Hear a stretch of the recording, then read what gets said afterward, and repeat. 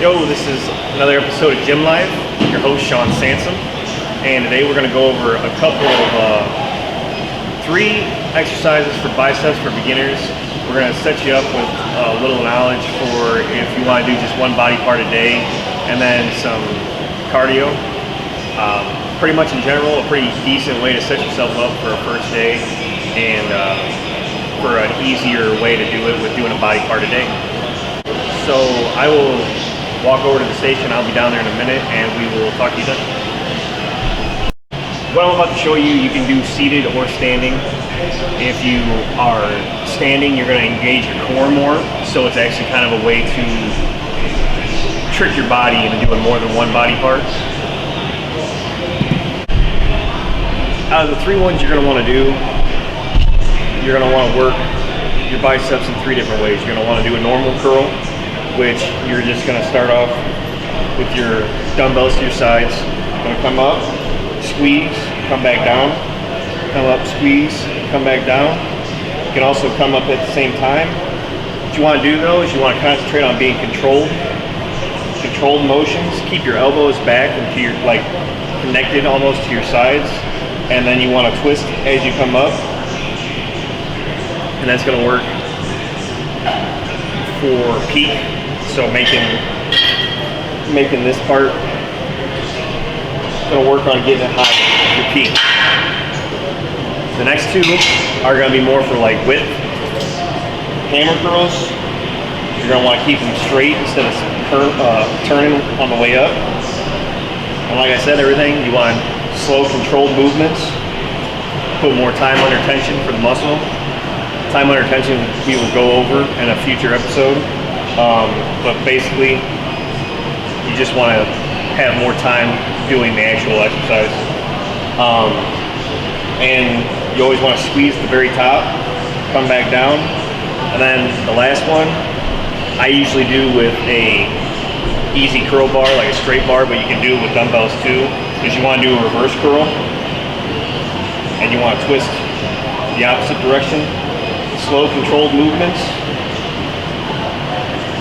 And what this is going to do is it's going to work your forearm muscles and your biceps at the same time. It's also going to work more of a width factor. So a lot of people want bigger arms. They want wide. They want to look big either way. They want peak or they want width. So doing this, you can get peak and width at the same time with the same workout. You can do 3 or 4 sets really quick, knock them out, and it'll be a really good way to start your day, like start your workout with just a body part being your arms. And then we are going to cover cardio, so I will now go to the cardio section and we can cover some of that. What exactly you should try to do, how long you can do it, and pretty much the purpose of doing which form of cardio. When you're doing cardio, I usually plan my workouts to do at least 30 minutes. You can do it all at the end, or you can split it up. You can do 15 before you lift your weights, go lift, and then do 15 after. If you want to burn primarily fat, if like your goal is to burn more fat, you should do like more of a steady state cardio, because when you're doing steady state, when your body's at rest, you burn fat. When you do steady state cardio, you burn fat as energy. When you start going into intermediate, and like more advanced cardio, you start using your carbs and oxygen more for the processes. So usually what I do is I will do around an 8% incline, 3 miles an hour, and I'll do that for 30 minutes. When you start off, you can start off at like 1.5, and then go up to whatever speed you want. You can go up to whatever speed actually is comfortable for you. My mom was a fast walker when I was little, so I had to learn how to walk fast.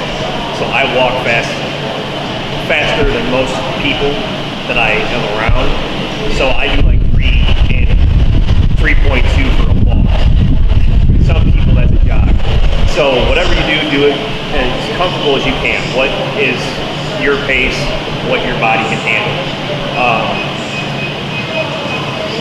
We can get into, in further episodes, we can get into like intermediate interval training with like sprints. I like to do sprints. When I jog around the town, I do sprints.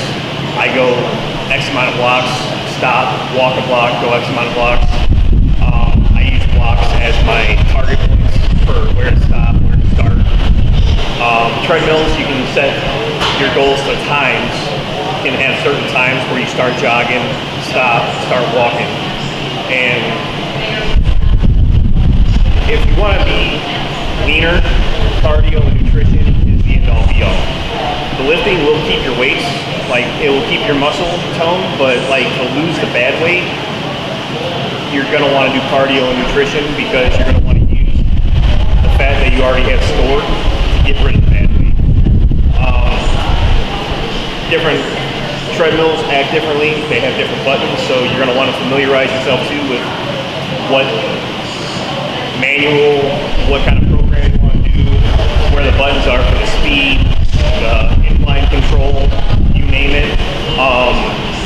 Do an incline, depends on your body. If you have any kind of injuries and you can't handle the incline, don't do it. Same thing with the speed. You got to read what your body can and can't do. Just because somebody else is doing something doesn't mean you have to do it the same exact way. Adhere to what your body is capable of doing. And what else do we have?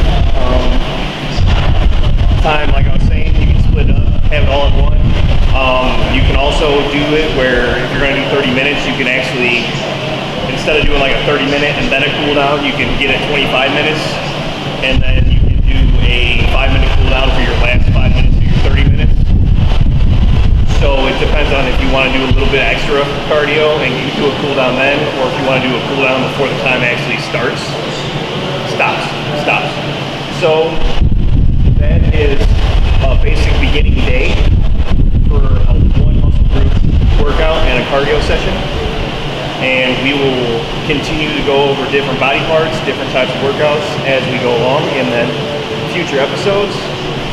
I hope you've learned from this. I've enjoyed talking to you. All right, until next time, I'm Sansom for Gym Life. We will see you then.